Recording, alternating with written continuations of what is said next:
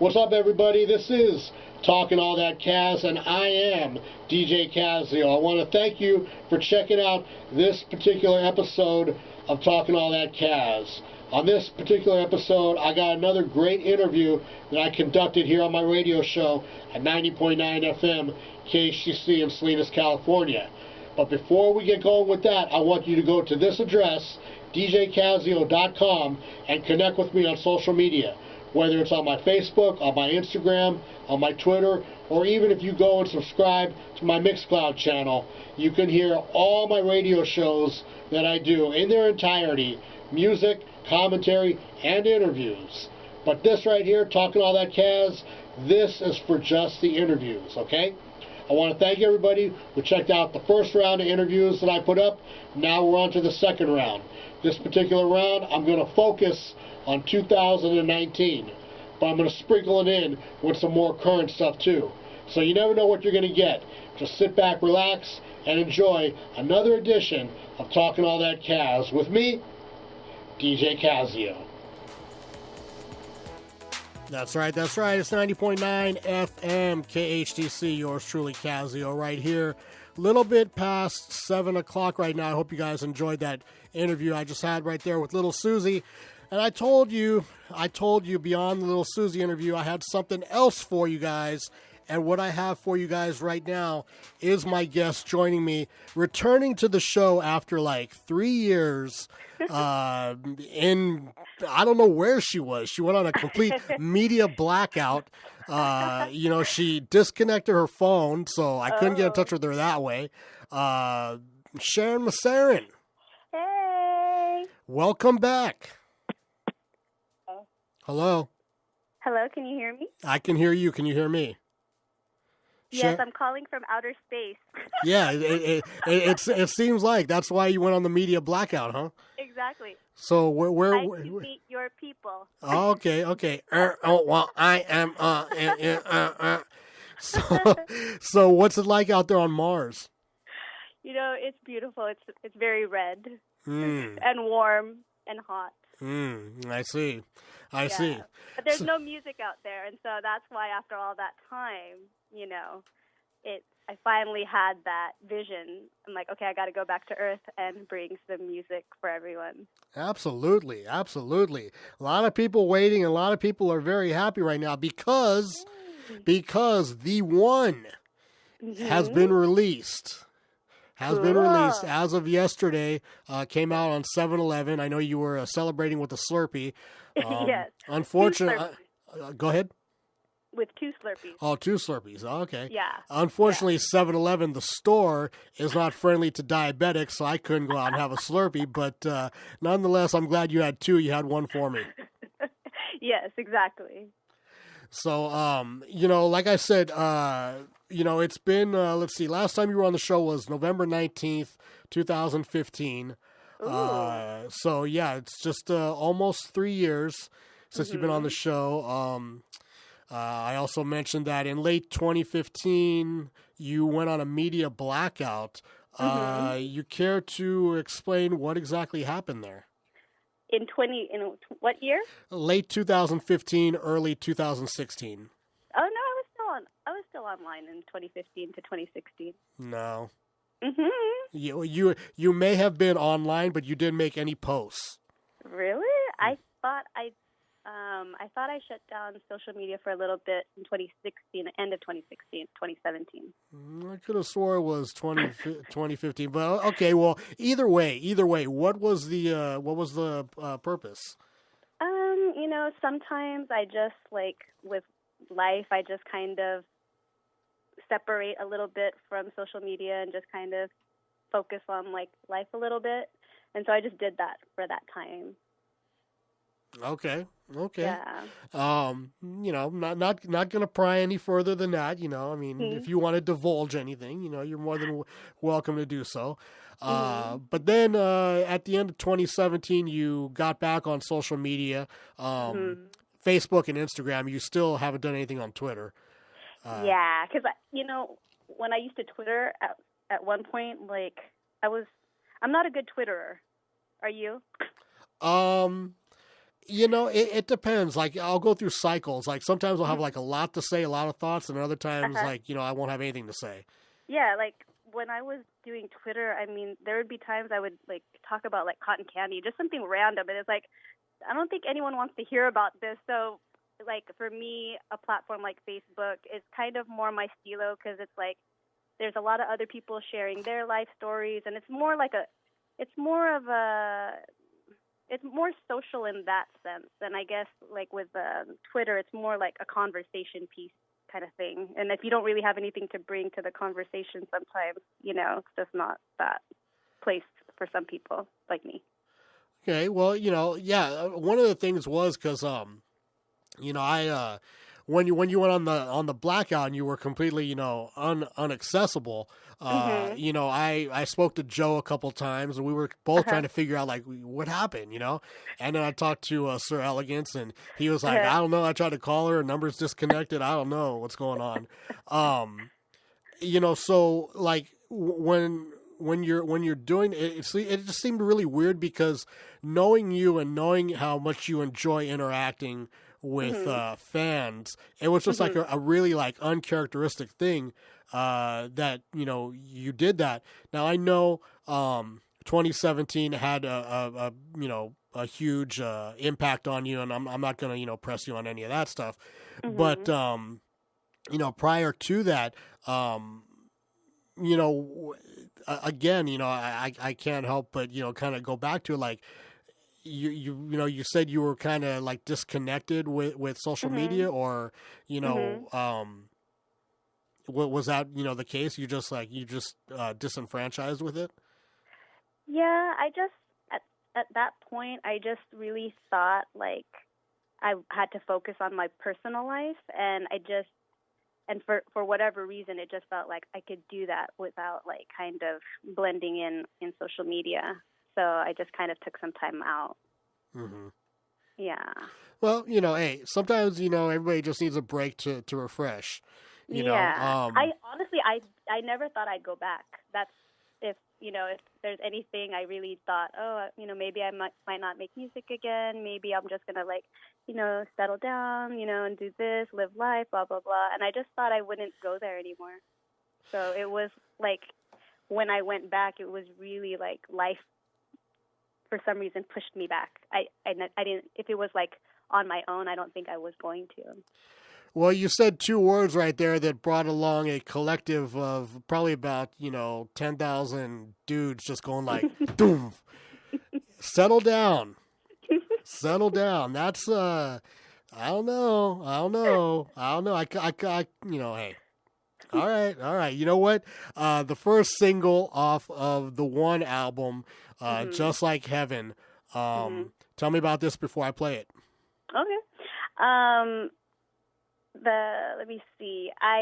By the time I was getting it ready for producing the album, to start producing it for the album, I just really wanted, it was close to summertime, and I'm like, I want like a really hyper, fun, sweet, like energetic freestyle song. Like I just felt like I didn't have that yet. And so I was thinking back to all the songs I was writing for this album, and I was writing for within 6 months since December. And that was a song that I had written, I think it was like February. For some reason, I actually was inspired by Michael Jackson when I wrote that song, because I was listening to this like ballad of his, and it was just so slow. And I'm like, oh, that's a pretty song. But I go like, if I made a song like that, I'd want it to be like faster, because I don't know, it was just like blah, blah, blah, like that. And I just go, oh no, I like that vibe, but I want it to be like fast and freestyle. And I just ended up writing that song that night. So funnily, that's like one of the only songs that was inspired by like artists, like very directly. Yeah. And by the way, it's not Just Like Heaven; it feels like heaven. Right. That was my mistake. I was thinking of the Cure song. But all right, so this is the first single, Feels Like Heaven. Sharyn Maceren, she's going to be staying on the line for a little while because I got plenty more things to ask, and I have listener submitted questions for you as well. So, very fun. Yeah, some people have some interesting questions for you, young lady. Oh my goodness. Interesting is a scary word, but that's funny. Okay, I'm ready. All right, so let's get into Feels Like Heaven right here. Sharyn Maceren staying on the line, and we'll be right back. That's right. We're back in the place right here. It's 90.9 FM KHTC Radio Bilingüe. Yours truly, Kazzeo, and my very, very special guest, Miss Sharyn Maceren. Hey guys. Happy to be here. Don't you like it when we like, hey, it's real like late night, and yeah, it's like Love Lines with Evan Luck on Kazzeo. Hey, so that right there, the Feels Like Heaven. That was actually the remix. Yes. Who produced that? It's Starlin Vega. Mm-hmm.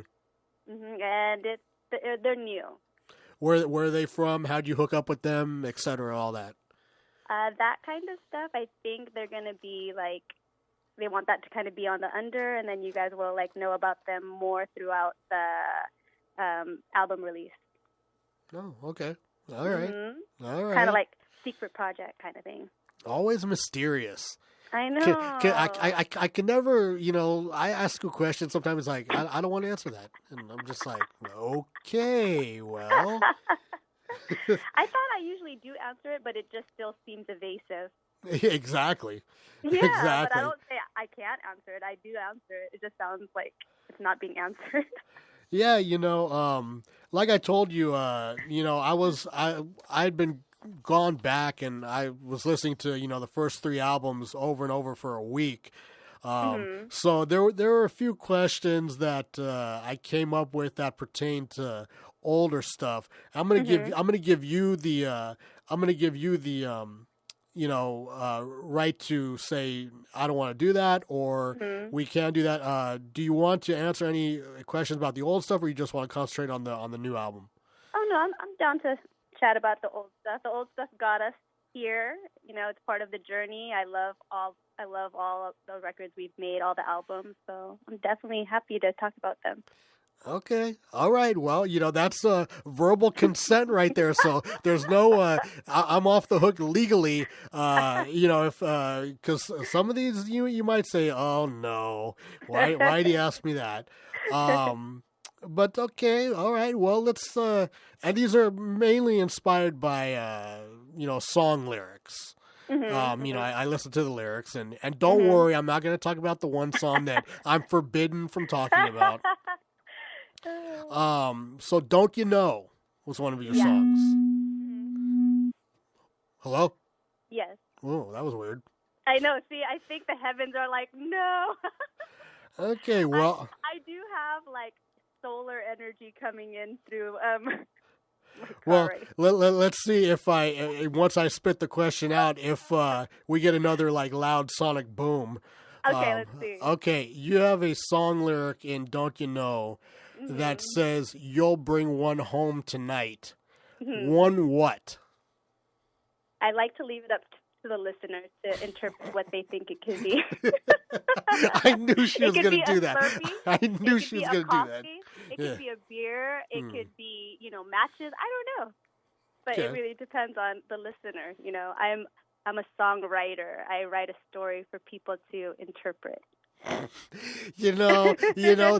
that whole line of like, I just leave it blank and you can make out whatever you want to. You can only do that so many times, and you. I know, but if you do that with those songs that I'm gonna be like this, I'll use it all those times. You're running low on that excuse. Pretty soon you're not gonna be able to use that excuse anymore. Okay. I'm pretty sure you're gonna answer the same way for this one. Okay. The song I Love To. Oh, okay. Inspired by a female? No. And not inspired by a male either. Okay. All right. I hear that hum. And not a female either. I hear that hum coming again. So maybe I'm getting on the danger zone. I know. The heavens are protecting me. They're being very funny with me right now. I know, right? It's pretty weird. Was there any hesitation or pre-thought on your part in putting profanity in the lyrics of New. New? Did I? Yes. No, I did not. Yes, there's a curse word in there. In New? Mm-hmm. N-E-W? Yeah. What is the word? The S word. The F word? The F as in Frank? No, S as in Sharon. Oh. This will be the craziest I do. Me. What? Oh. On New, like New, I wanna make you feel that part, that song. It's something. This will be the craziest ish I'll do. No, I don't remember that in that song. You better go back and listen to it. What verse is it in? Or I couldn't even pinpoint the verse. I just know okay. I heard it. I just know I heard it. I'm not sure. You might have gotten some bootleg version. No. Cardi B might have got on there. No, you know what I'm gonna do? I'm gonna go back and I'm gonna isolate it and I'm gonna send you the snippet. I'm gonna say, see? Yeah, I think you should. Okay. Because I don't. Even when I write, I did that like a couple days ago. Even if I write, I put in an asterisk, so I don't even say words like that. Okay. I could have been one of those late nights that Glenn like caught you off guard and you did something. Do you think that the Nighttime Land album sometimes gets overlooked? You know, it's weird. When Nighttime Land came out, I think it had been so long since the first album. So I remember it was like really chill at that time. I don't really remember like what it was like compared to every other album.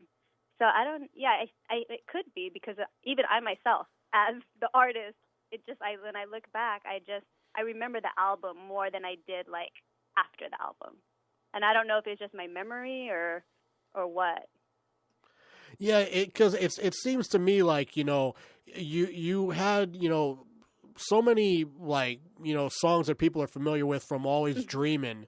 Mm-hmm. And granted, there were like 3 or 4 songs that people know from Nighttime Land, but it seems like people sometimes skip over that and go right to Sunkiss because that was like the last one before the one that's out now, and like somewhere in there, like Nighttime Land gets lost in the shuffle.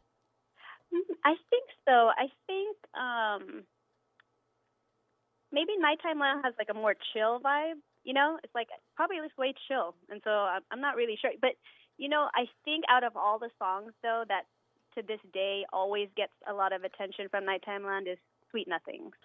So it's like maybe the album overall is kind of chill, and I don't remember too many people going, oh, this song and this song and this song, but people will always go, you know what my favorite song of yours is Sweet Nothing. So it's like, I guess for some reason, maybe because that's one of the most freestyle-y songs, maybe that's what it is. Because I think I didn't realize, not that I didn't realize, but like I always, in every album, I make all different styles of dance music. I make, some ballads. I make some mid-tempos. I always want to do all different styles of me.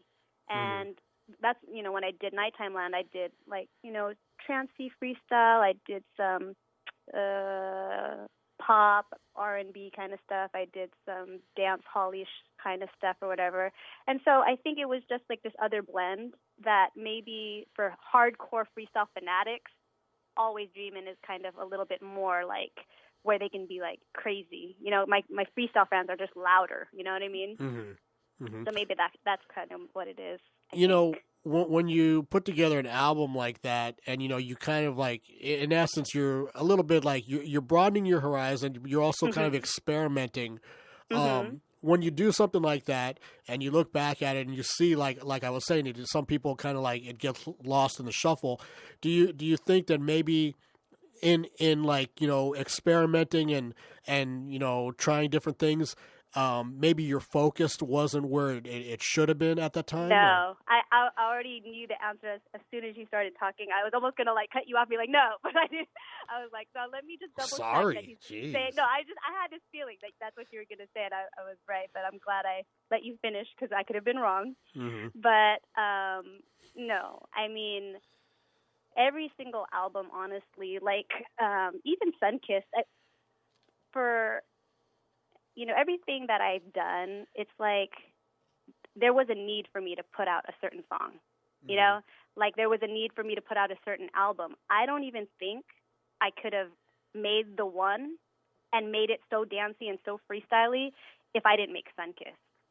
Okay. I think if I had made Sunkissed as a dance album when I wasn't in the mood to be so dancey, I think I would have felt like I'm doing something that wasn't natural to me at the time. And then if I was doing something unnatural, then it's like I'd really not want to do more of that because it's like, I'm already being, inauthentic, So by me always being authentic, by me always doing what I want to do, it just continues to let me do what I want to do. Yeah. And I just feel like you have to be that way. And especially like in the place where, like for me, like music is my passion. It's like, imagine someone says, like you're into music, right? You're a DJ. Yes. And someone says, well, like we really love when you play this style of music, and you're like, and if like that's the only thing you could do when but I kind of like some hip hop, and I kind of like some dance, and I like some of this. If you were kind of put in this place where you're really limited, that sometimes that might like the word I would say is like kind of bore you, and that's kind of how it is for me. Like I really just love to be able to be myself as an artist. So that's what I always aim to do. Right, and the way I counteract that in my life is like, yes, on Wednesday I'll do the hip hop show, on Thursday I do the freestyle show, but the rest of the rest of the week I'm not even really like listening to either of those two genres. I'm like listening like the 80s throwbacks channel on satellite, or like classic rock, or because I have such a wide variety of stuff I like that I don't get pigeonholed. Yeah, I mean, at the same time, I feel like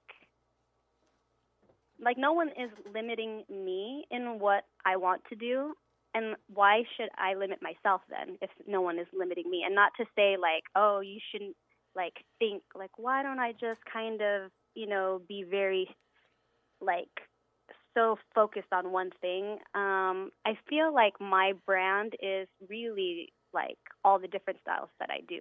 That's how I see myself as an artist. That's how I see myself as a singer. Mm-hmm. All right. Well, you know what? We're going to get into one of the songs I feel is probably one of the strongest songs off the new album, Remember the Days. Oh, okay. Anything you want to say before we get into this? Yeah, this was actually a song that was partly written by my producer, Joe Granberg. This is one of the few songs where, like, a producer would show me a track and go, hey, I have this beat. Do you want to try to do something with it? And I usually am very hesitant to co-write, so I almost, like, never want to write a song to, a beat or, like, a kind of produced track. But he was like, no, you gotta do it. So I was like, okay, let me try. So I think I wrote that song in a night, showed it to him. He like loved it, like started producing it. And again, towards the very end, I still was hesitant. I'm like, I'm so used to writing everything by myself. But in the end, it is like one of the strongest songs. And I just had a lot of fun with it because for some reason it pushed me to lyrically write in a way that I don't usually write. It lyrically was just kind of really fun. There's like parts in the song that I'm just like, there's just parts in it that just brought out a different side of me. So I like that. Well, it's definitely one of the songs that jumped out at me and hit me in the face as soon as I heard it. So oh, cool. Let's get into that. And Sharyn's gonna stay on the line. We got a few more things to talk about, and including listener submitted questions. So check it out. This is Sharyn Maceren. Remember the Days off the new album, The One, available on iTunes and Amazon right now, and hard copy is coming real soon. So. Check it out. And they can hear it on Spotify. There you go. Yeah. That's right. We back in the place right here. It's 90.9 FM KHTC Radio Bilingue. Also, we're on 104.1 FM out there in Hollister, San Juan Bautista, and South Gilroy. Worldwide, streaming live at WednesdayRec.com, and joined by the, let me see, how did CPR put it? The sexy, vivacious, and equally stunning. That's what it is. I keep asking him, I go, what was the ES part about? And he just starts laughing at me. That's just funny. You remember that. Okay, good. Yeah, well, because I went back and I was listening to a couple of his interviews with you last night while I was at work. So I was like, I got to bring that up. The sexy, vivacious, and equally stunning. Yeah, it's a very, very kind introduction and phrase he has for me on his interviews. Funny. Yeah, it kind of makes my baby mama categorization kind of like fall short. I do what I do. Yeah, you do you. Yeah, exactly. So once again, Sharyn Maceren, the album, The One, climbing up the charts. How did it feel to get a top 5 out of the iTunes 100? I couldn't believe it, and especially to be on the dance electronic genre, because there's so much dance music nowadays. There's so much electronic music nowadays. I mean, it's like ubiquitous. It's everywhere. On Spotify, on YouTube, and stuff like that. So, I think I told you this off the air, but I kind of don't even think about looking at charts.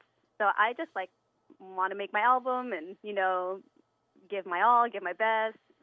Hopefully my fans love it. And someone's just like, oh, what genre is your album? I'm like, dance. And they're like, okay, let's check it out and see if you're on there. And the first time that they checked, it was at 57 on iTunes.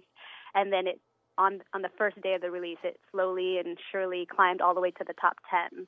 And so I was on the front page of the dance page of iTunes, and then I didn't even look on Amazon, but then I think it was today, I was on the top 5 of dance electronics charts, so of top 100. So I was it was very surreal.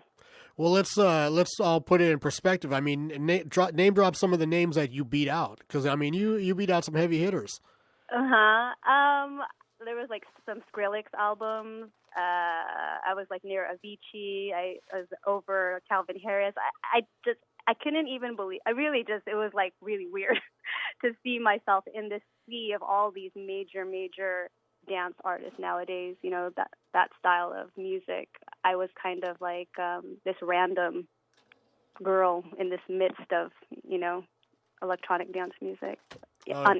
You're anything but random, that's for sure. Well, see, what's wrong with that? I'm saying you're anything but random. I mean, how is that crossing the line? Because it's not like SVES. Wow. Okay. Well, sorry. I think you know what? I think I know what that sound is. What is it? Please stand clear of the closing doors. Now I get it. She's calling me from Fruitvale Station. But, okay. Well, you know what? I've been promising it for a minute now. We got some listener submitted questions here. So, let's see. First question. Jezarita RCS from Imperial, California. She submitted 5 questions, so I'm not going to ask all 5, but okay. I'll pick out a couple of the best ones. First and foremost, she wants to know, how can she purchase an autographed CD? Autographed CD. Honestly, it was almost to the point where it's people keep thinking that, do people buy CDs anymore? And so it was almost are we going to press any, Mm-hmm. And it's just so crazy because it's my fans are so into autographed CDs. So when it was almost 50-50, maybe we'll just do digital, it's okay, probably within 4 weeks or so, we'll probably have hard copy CDs of The One as well, and have them available on my website at www.sharyn.net for sale, for to have autographed copies there as well. Yeah, that's what I was thinking. That like you're saying, the CDs. That's like for the the hardcore fans that want the hard Yeah. copy. So I mean, and being that they want them autographed, you should just straight sell them through your website, as opposed to having to go through the whole deal with like getting them to Amazon and et cetera, and all that stuff. Yeah, for my fans, it has to be direct through me because they want autographed CDs. If it wasn't, they could easily, get them through Amazon like before. But I will try to have some on Amazon, but then the autographed ones for sure they can get on my website. And since we keep getting requests, they're probably going to press CDs soon. So, well, within a month, hopefully. Add one more request to that because I need one. Okay. I need one. Another question from Jezarita. She wants to know: have you ever thought about recording a song in Spanish?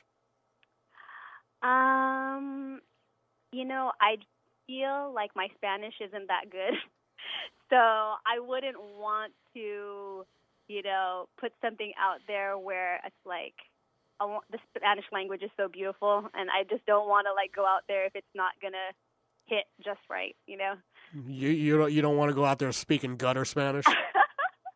Yeah, it's like you got to do it. If you do something, you got to do it well. And I took Spanish classes forever, and my Spanish is I have those 10 phrases. So it's I think I'll sing Spanish on my own, when I'm home or something. But right. Yeah. What about in Tagalog? That too. My parents are from the Visayas region in the Philippines, so they actually speak a different Filipino dialect, which is called Visayan, and I'm not even good at that. So the most that I actually did on the album was in one song, I did one sentence in Visayan, and that is as far as I go in being bilingual. Okay. Okay. Last question from Jezarita. She wants to know what's been the biggest challenge in your career. And if you say having to talk to me every time an album comes out, I'm really going to be upset. The biggest challenge for me,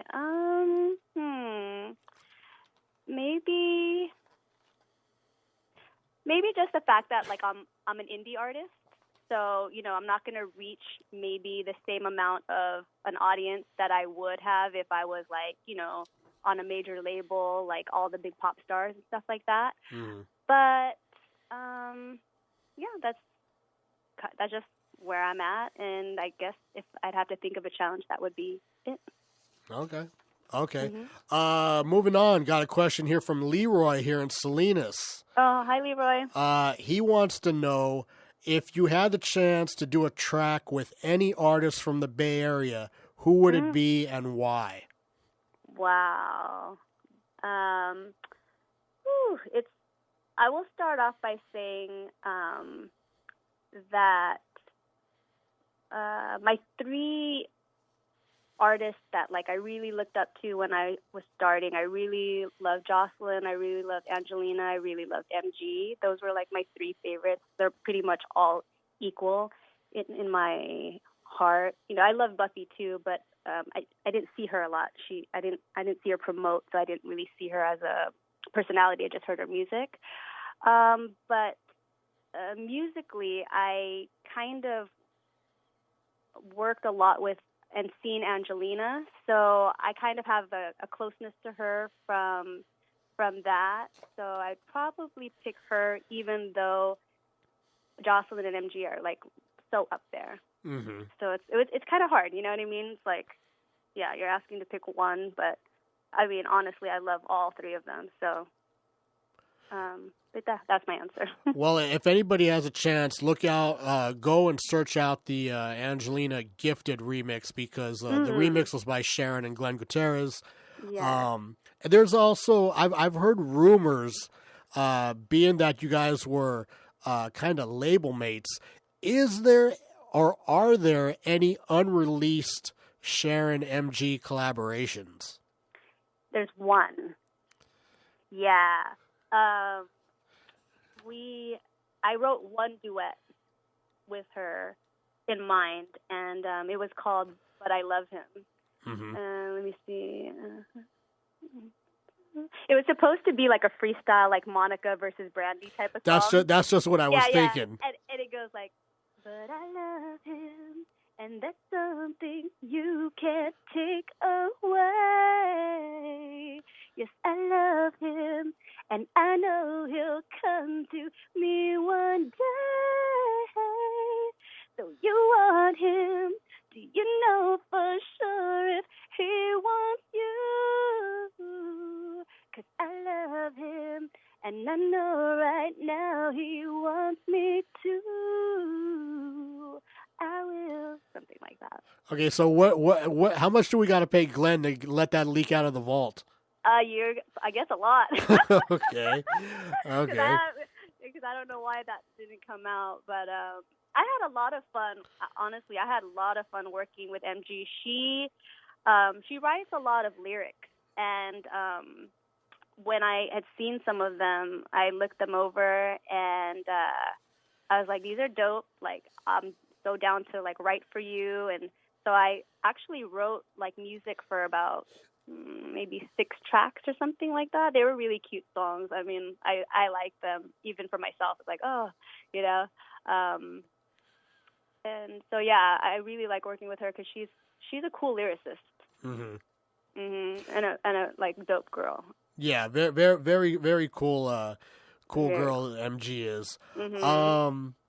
You know, there's other questions on here, but I think I might have to save them till I see you in person. Just because I feel like some of the questions I could ask you over the phone, it gives you the chance to like, you know, kind of like squirm your way out of it.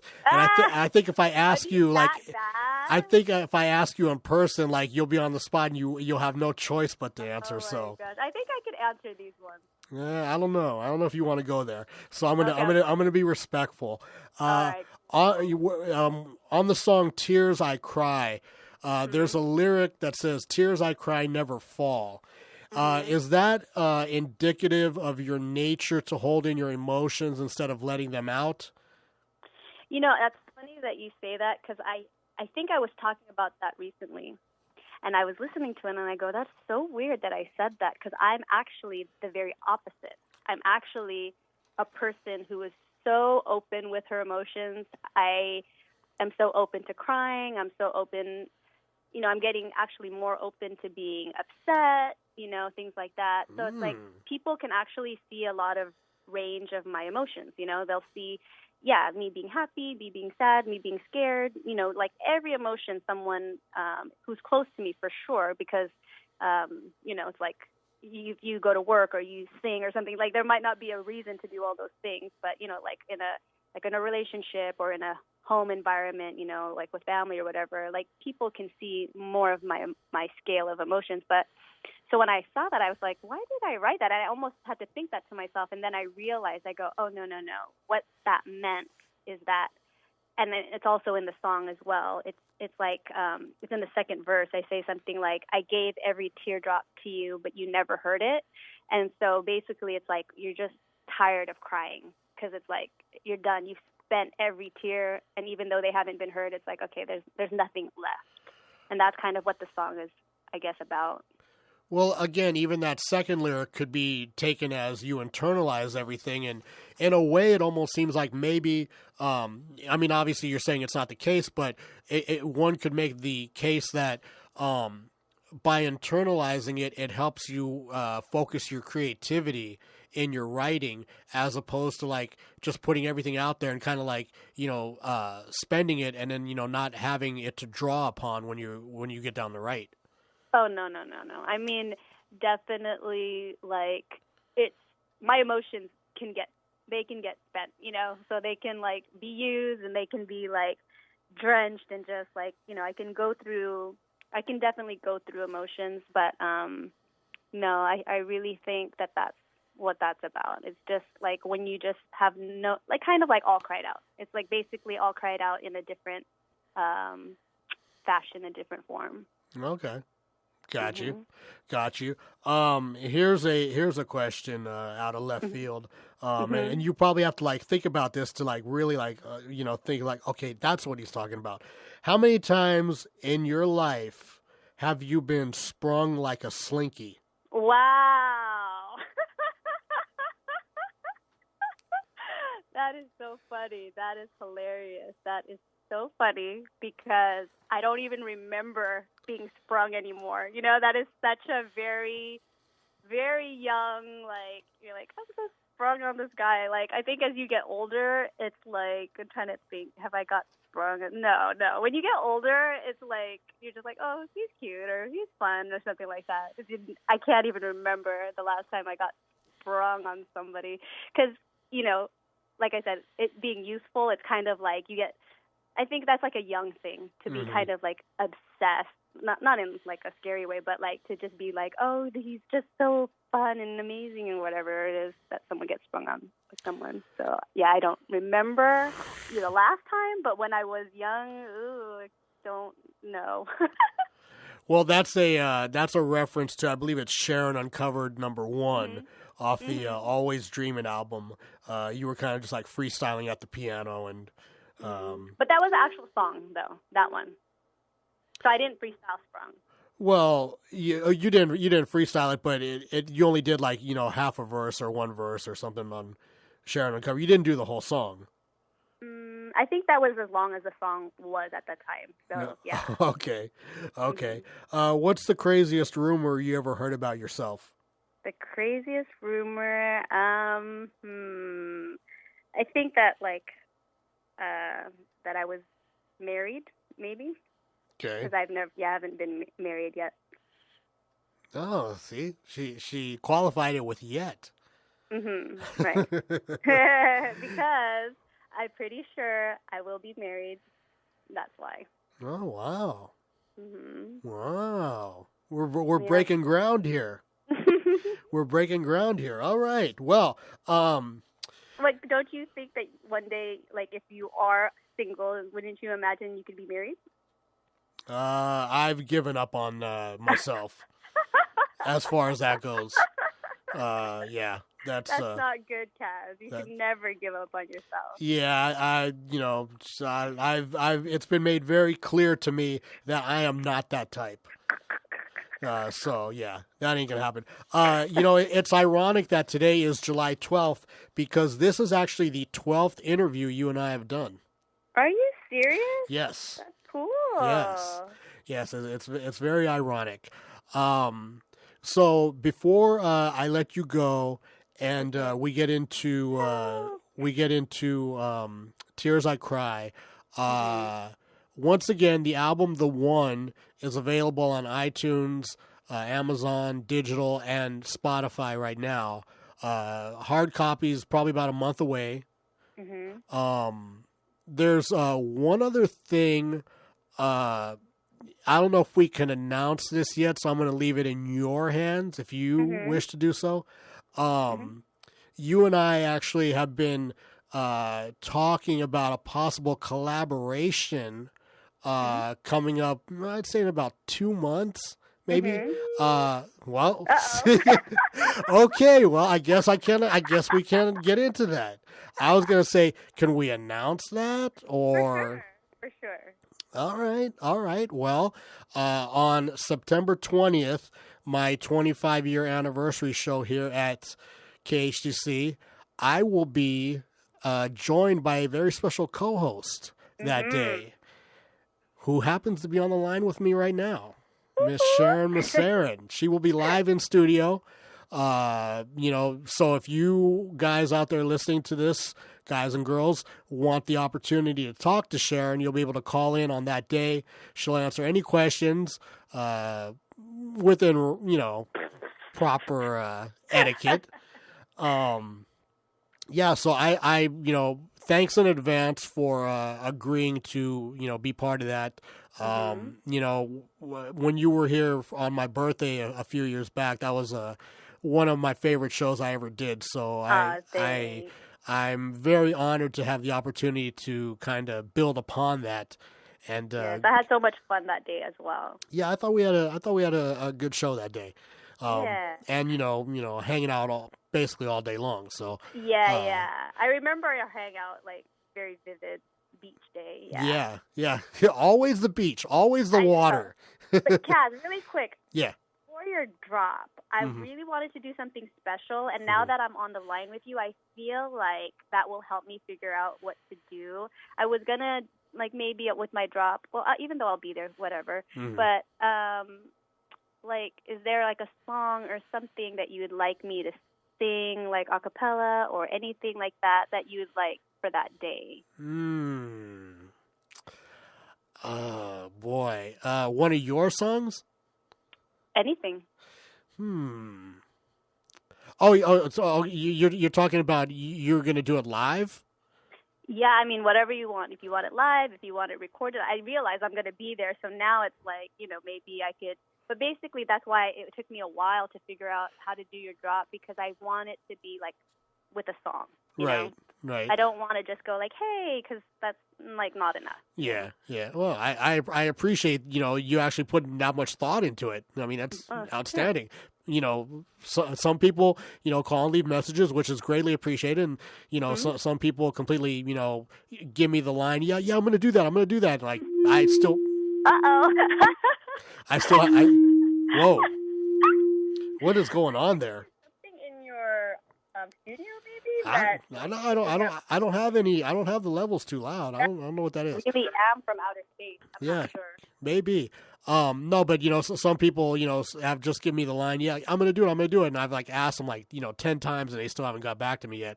So, well, let me really think about that, and like give me a couple days to think about the songs, and I'll let you know. Okay. As far as that, I had another question. When you put out your singles, how come, aside from "Can You Wait" and "You Love Me Good," how come you don't put instrumentals? Instrumentals. Oh, let me see. Well, we did with Nighttime Land. We did a whole album of instrumentals. I'm trying to think. Nighttime Land Karaoke. I'm trying to think if I downloaded that or not. I'm gonna have to go back and look at that, because the reason I was asking was because like as you said, if you were here live, doing stuff like as I did when you were here last time, and I played the instrumental "You Love Me Good," you were able to do that that way.